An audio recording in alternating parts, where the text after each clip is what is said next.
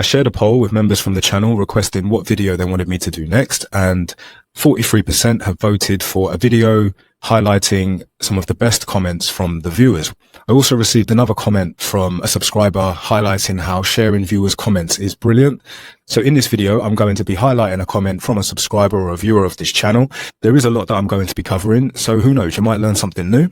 And as always, if there's anything I highlight that you believe you could add more to, then do put it in the comments and share. So let's begin.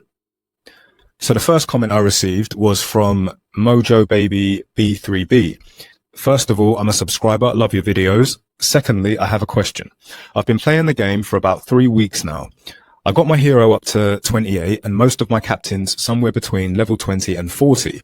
I need some advice on what's the best strategy day one if you start a new clan. I think they mean clan. There's 3 of us and we're sitting here waiting to be able to join events, but there's a 24-hour hold. What do you advise we should do to build our clan? I don't see any option for building buildings yet. I assume we have to get bigger and contribute more for what options pops up, but not sure. Thanks for any advice. And if you already have a video on this, please let me know. Okay, Mojo Baby, great question. I love the enthusiasm. From an experienced player, being in your shoes, I've wanted to start my own clan. If you see my interview with Total Battle earlier this year, see how I talk about that whole process. Honestly, if I was to start the game again, knowing what I know now, I would not want to start my own clan. The reason for that is because the weight of leadership in this game is quite a heavy burden. Most experienced leaders will know this, and they will probably vouch for me when I say this. New players, if you are looking to start a clan from your first account and you're very new to the game, you're not ready. It's like walking into a dojo and wanting to be the black belt straight away. It doesn't happen. Most leaders that are good leaders, you cannot lead unless you've been led. I feel like it's very important for me to highlight that to you, because as much as you're asking me for advice and tips on how to run a clan, and I can give you from my knowledge what I know, the truth of the matter is, from what I know, I don't advise it. Now, you could take my advice or leave it. In the situation you're in, what I would say is you and your crew, I think you said there's 3 of you, look to join the same clan, speak to the leader privately and say that you are new and that you one day would like to run your own clan. They will most likely take you under their wing and teach you everything. There is a process in this game. Like, I've been playing for over 1.5 years, you know, friends with people that have been playing for years, and even they still don't want to carry the burden of being a leader of a clan. There is something also known as game sense. Game sense is something that comes with experience of playing, whether it's Total Battle or any other game on any other console. You become so experienced at playing that you kind of know what happens when it happens. If you're a first-person shooter game, you know the best hiding spots. You know the flow of the map. The same principle applies here. When it comes to the tournaments and the schedules, the growth of a city from levels of different troop types, G1, G2, keep it going, all the way through to the research of your captains, to the leveling up. This all is XP in you for the game. So if you were to start a clan, because you've already overcome all those early new player obstacles that we all have to undergo and learn, eventually it'll become second nature. That is when you will be in a position when you can say, right, I feel like I know how to run my city. I have a Silver City alt farm, for example. I know all the tricks. I know the schedules. I know the timetables. I know the game. Then perhaps maybe you're ready to level up and run a clan. And that is just my advice. As the saying goes, a wise man doesn't need advice, but a stupid man wouldn't take any. I hope that helps. But again, I don't want to crush your dreams. I love your enthusiasm. Do not give up. Have your aspirations, have your goals. Who knows? Maybe later on down the line, you will be doing exactly what you set out to do. And remember, moving fast isn't the goal. Moving correctly is. The next comment I received is from Monocle DJ saying, I have recently just started this game. I've managed to get my captains and hero up to level 45 already. How do I get more valor points? The way I see it is you have to attack monsters, but they yield very little points. And I'm now at a stage in research that requires a considerable amount of valor points and conquest points. Another comment from Flying Phoenix 277 is saying, awesome video. Thanks for explaining everything so clearly. One thing that I didn't realize was that when you are attacked, you can revive 75% of your army with silver, and it's very cheap. When COT started for us, that's Clash of the Throne, our clan leader activated a bonus that gives us 1,000% bonus of conquest points while defending.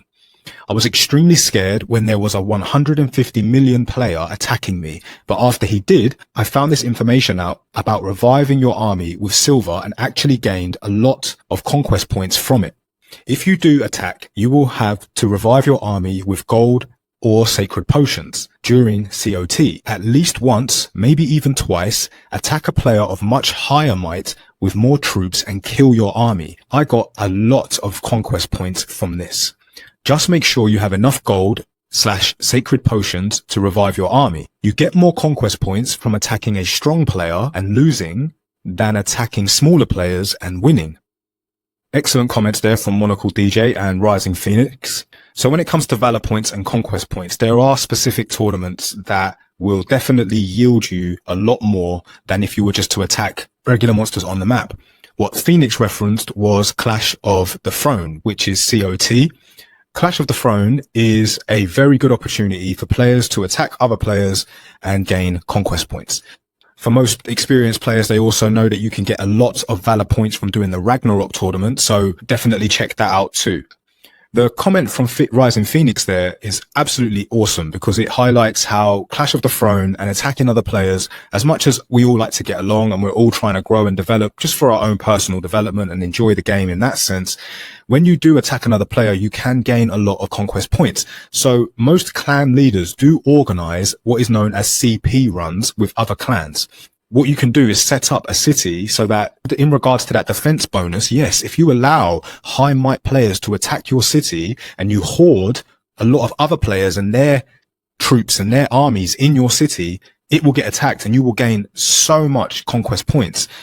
Another new tournament that's come into Total Battle as well is the Trials of Olympus tournament. This tournament is 5 days long. I haven't done a video on it yet, but you can gain a lot more Valor points from that tournament because it is over the course of 5 days and the rewards are absolutely awesome. So make sure you are prepared for that. I've also got a playlist on different tournaments within Total Battle, which I'm still updating and still upgrading as we go, but hopefully you can get some more insight into each tournament specifically by watching those videos. A comment from Wrestling15.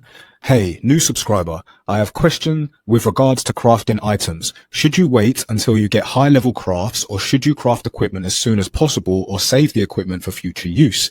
Right now I have mostly blue level components but not have crafted any armor. Another comment from Flying Phoenix 277. Hey man, been loving the content. What I actually found out today is that when you craft materials, while you do want to craft them with all the same type, like 4 greens, 4 blues, and so on, the percentage actually means that you have that % chance of getting it. So if you have 3 blues and 1 green, it may say like 60% for green and 40% for blue, but you actually have a chance to get the blue. I found that out by having 3 purple and 1 orange. I crafted it like that, and I actually ended up getting an orange equipment with 9% chance, which is better than purple. Something interesting to know. That is very interesting to know. Now, if we go over to the forge where you craft your equipment, you can see all the different types of equipment here. If I click on Guardsman's Courage equipment for an example, you can see that I've got the materials that have it at orange 100% because I've got all 4 of the same level. That is my go-to. I never really chance it in regards to having lower quality equipment of one material and higher quality of another material. If I take a look at a different equipment real quick, like this here, you can see that I've got a poor quality, 2 types of common quality and 1 type of uncommon quality. Now you can see the percentages. So if I was to click create, I have a 4% chance that it's going to be green, 32% chance it's going to be silver, and a 64% chance it's going to be gray. I've quickly switched over to my alt account so that I can show you a better representation of how I organize my captain's equipment, plus my hero. So this is my hero Nectarius, and you can see here that all of his equipment is of the same level and same color. If I zoom in on one, Yes, my gems are different color to my enchantments, but that's because at the time, that's the best gem that I could do. And I have done a whole video on gem crafting and equipment crafting that I will link right now for you, because that goes into a lot more detail of the best way to do it. But you can see here that I keep the levels roughly the same. Same with Farhad. You can see there it's all blue. Same with Aurora, all blue. And with Helen, all purple. I do this because it allows me to gauge where I'm at. I never try and get too big for my boots. I always try and stay fitted. That means the level I'm at. Same with my fighting heroes. If I take a look at Cleopatra right now, I managed to get the epic monster fighting gear. And yeah, if I click in on that, you can see I've got blue equipment. Blue enchantment and blue gem. On another one, it's the same. And on another one, it's the same. All the while I'm participating and playing the game, what I'm ensuring is that I'm leveling up at the right tempo, at the right speed. Everything is upgrading at the same time. So if I have got a level 5 guardsman, the next thing for me to do is try and get level 5 monsters. Then I will do level 5 specialists so that they're all advancing at the same rate.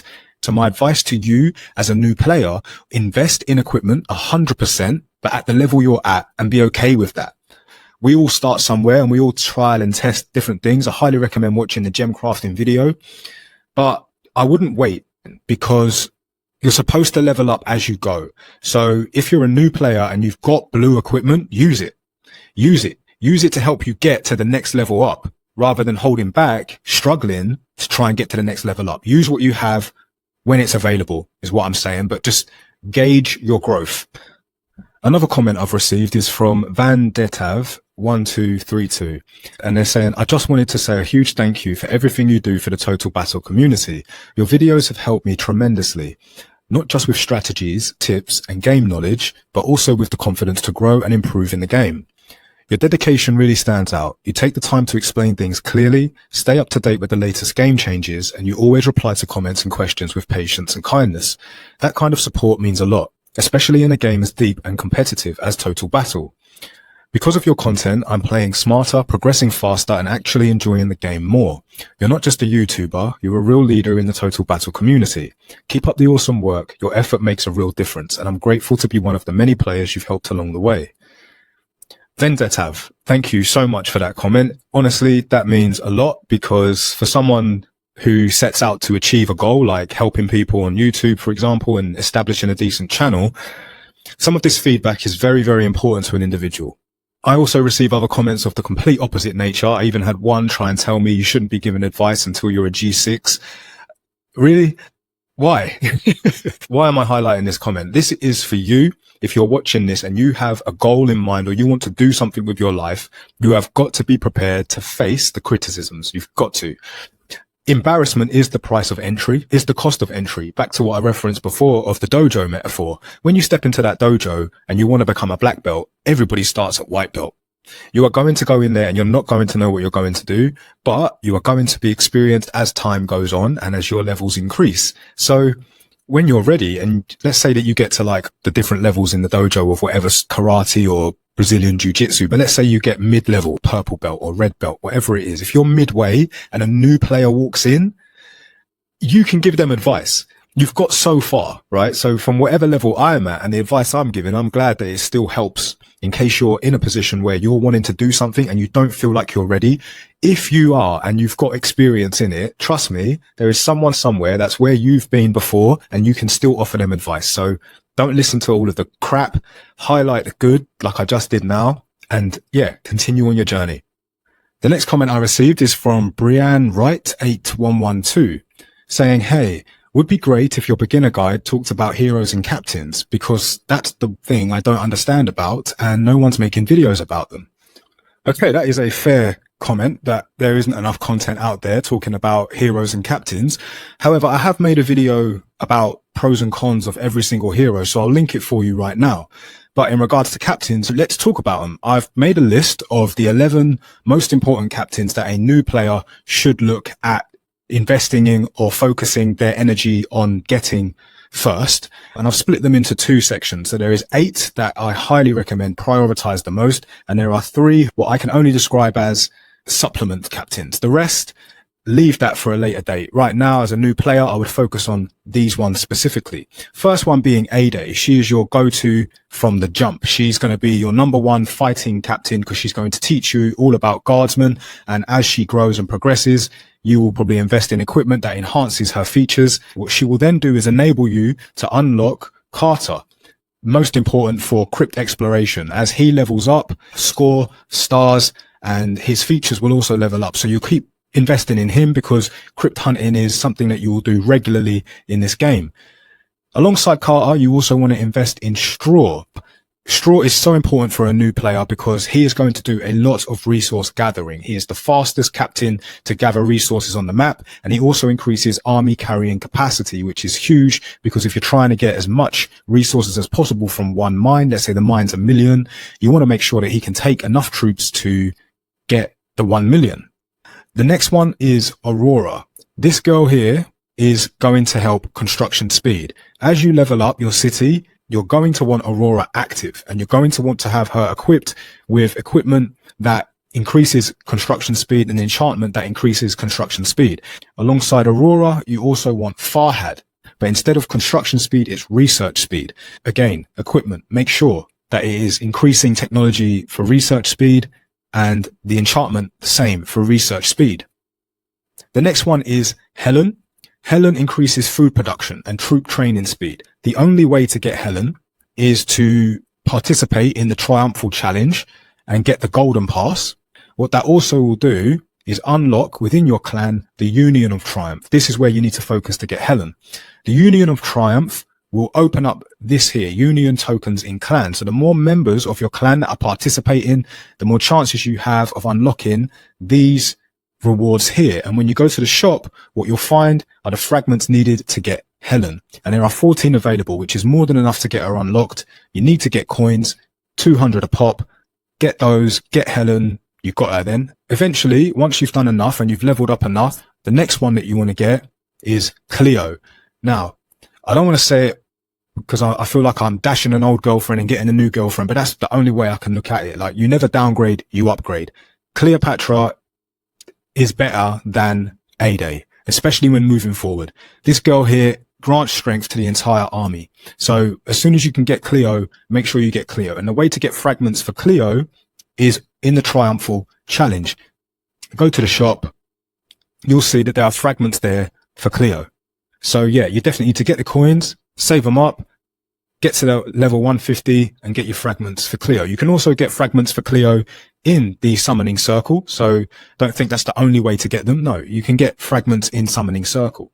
The next one and the last one of the initial 8 that I would focus on as a new player or strive to get is Amanatore, on par with Cleo, but her feature increases the health of your army on group marches and reinforcements and raids, strength of your army in group marches, reinforcements and raids. What does that mean? It means if you're doing raids with your clan members like Jormungandr, having Amanatore as your captain of choice is going to increase your army's strength and health by a lot more than having somebody else. So I'd focus on Amanatore next. The other 3 that I mentioned that weren't a necessity but are still equally important are Doria, because Doria's feature increases valor points. So if you send Doria to fight a monster type, say for the Great Hunt or something, she will give you extra valor points. Alongside Doria, there's also Dustan. Dustan increases conquest points. So if you're doing CP runs, highly recommend that you get Dustan in the fight because it will increase the conquest points bonus that you have. And the last one is Tengal. He is the fastest captain in the game. So when you do eventually unlock other kingdoms and you can do mercenary hunts and get yourself some mercs, you want a fast captain like Tengal, because the further away the merc hunt is, the longer it's going to take for your captain to get there. So you want Tengal because he's rapid, especially when you upgrade him and give him equipment that increases his march speed. So those are my top 8 plus the additional 3. So that's 11 captains as a new player that I recommend you focus on. And if you're thinking about upgrading your hero, then I highly recommend watching the video that I've made already about heroes, pros and cons. A comment from Dragon Expert 8323. I managed to unlock 1 G6 unit during Trials of Olympus and was very happy with that. I gained more valor in that than any other event. Tin Man, I'm not going hard because I'm using most of my resources for Ragnarok since it starts at next reset. This is 100% what I define as game sense, or part of game sense. When you start to familiarize yourself with the rotation of every tournament. Now, if you click on the tournaments tab, it will show you which ones are active and how long they have left. And if you keep scrolling down, you can see what to get ready for, because it will let you know this is starting in 9 hours. This is starting in a day. This is starting in 2 days. See what is coming soon. Now, these tournaments, Beast Slayer, all the others, the mini ones, but the major ones like Ragnarok, Shadow Invasion, Trials of Olympus, they don't actually have a dedicated time. For some reason, Total Battle or Score Warrior, they don't actually put it on the calendar either. They don't let you know, but you will gain some sort of understanding with your game sense. So familiarize yourself with the tournaments, especially as a new player, so you know what's coming up, because then you can position yourself to be in the best place for it. So if you have mercs, for example, you did the last mercenary hunt, you have something like Hellforge, but you say to yourself, I'm going to hold off of Hellforge because I know I've got Shadow Invasion coming up and I need to get my CP points up because we're not doing CP runs at the moment. So it's the only way. Plus I want to use Dustdan, so I make sure that he's in the best position ready for that. That's the type of thing I'm talking about. And you can do this throughout the entire game. Like you might want to prioritize Hellforge, for example, or you might want to do the Arachne Swarm. Things like that is how you will gauge your game sense and where you can position yourself. And just like the comment there from the Dragon Expert, he knows now that the Trials of Olympus is where he gets the most valor points from. Not only that, he leveled up during it. So no doubt, because of the Ragnarok hack, where if you start the tournament at a certain level, say G5, and then you upgrade before the tournament ends and then you attack, you will gain more hits with stronger troops at a lower difficulty. If you haven't seen the Ragnarok hack video, watch it because it will give you a lot more insight as to what I just said. So anyway, good comment from Dragon Expert. I also want to use this moment just to say, if you are gaining a lot from this video and you prefer this type style video, let me know in the comments, because the more feedback I get, then I will endeavor to make more videos like this one for you. And also hit the like button. That is another way of letting me know that you like the video. So thank you. Okay, comment from CHHV-V6C. Can you please cover epic and rare tar? In the community posts, I actually posted about tar. Tar is very important in this game, especially when doing crypt hunting, but there is a whole section in the community post. If you scroll through, just keep on going through, you'll find the one on tar. Look into that because there's so much detail in that, as well as all the other stuff on the community post. If you're a new player, go to posts and scroll, because there's over a year's worth of info that I've uploaded for you on there. Next comment is from Sir Smokey saying, thank you. Learning a lot from your videos. Just a note about portals. You do not have to leave the portal up if your troops are on their way back to it. You can close the portal, and as long as they are on their way to the open portal, you can close it at any time and the troops will use it as if it was open when they reach the spot where the portal used to be. Excellent comment there from Sir Smokey. What I'm going to do is show you exactly what he means. Here's a nice open space, not many people around for me to do this. What I'm going to do is go for this crypt over here. Yeah, this level 15 crypt over here. I'm going to send Carter. He's going to go and explore it. And what I'm going to do is use a portal. So we've got the portal over here. What I'm going to do is click on the crypt, click Carter, click explore, and send him. So he's going to be about 45 seconds. I'll speed that up best as I can, 11 seconds. Then what I'll do is click close portal. Once he gets to the crypt, he'll explore it, but I have to wait till he's on his way back. Now he's on his way back. If I close the portal, see it disappears, he still continues his march. And that is what Sir Smokey is getting at. So for some players that don't know that, that is still possible. Your march will still continue on its way to where the portal was and still make it back to your city. And you don't need to leave the portal open and be vulnerable in that sense. So thank you, Sir Smokey, for sharing that. This next comment from Chad Malt is awesome. I've always said this about Spies, but for new players and probably some players that have been playing a long time probably didn't even know this, but he says everyone should have 450 Spies level 1 at all times. Why? They are the fastest free troops. They are the best miners for during gameplay, not for when you're logging off. Straw and his star bonus is perfect for Spies level 1. I personally hate watching the other troops march so slowly to the mines, except when signing off. Don't use march speed ups with them. To save march speed ups is possible too, and ideal. Also, if you need wood, go get some. Silver, go get that. Think quick, consistent, rational mining. They'll gather around 150k or so send 150 of them times 3 captains to the mines, or 225 times 2, or 450 all in one go. You also have the ability to recall your captains at any time because you're playing quickly, unlike other troops. Spies are one of the best miners during gameplay. Use the other troops when logged off. I really like the recall and speed ability of Spies level 1. Using higher tier spies makes little sense. If attacked, they still will lose, yet they are slower. Have fun, long live Spies, 1 and awesome Straw. Have no shame recalling them before an attack at the mine. They'll get home quickly. Okay, so I have always said this about specialists and specifically Spies. When you go to Spies level 1, so their carrying capacity is at 150. If you go to Guardsmen level 5, and let's say we're using the Spearmen, their carrying capacity is 250. However, their march speed is very slow in comparison to Spies level 1. Even if you use Spearmen level 1 and their carrying capacity is still 250, their speed is 61. But if we go to Specialist Spies level 1, their speed 243. That's how quick they are. That's what Chad was referencing in regards to speed. Another thing about Spies that he also doesn't mention is the distance that they can travel. For most new players, having enough portals is difficult because you're trying to save them for when you need them. So you're not really going to be using a lot of portals. However, let's say that your mine is miles away from your city. Let's say that I go and explore way, way further on the map. Let's say that I go to over here, 728k away, and I want to send someone to the mine. So I've just got to quickly find a mine.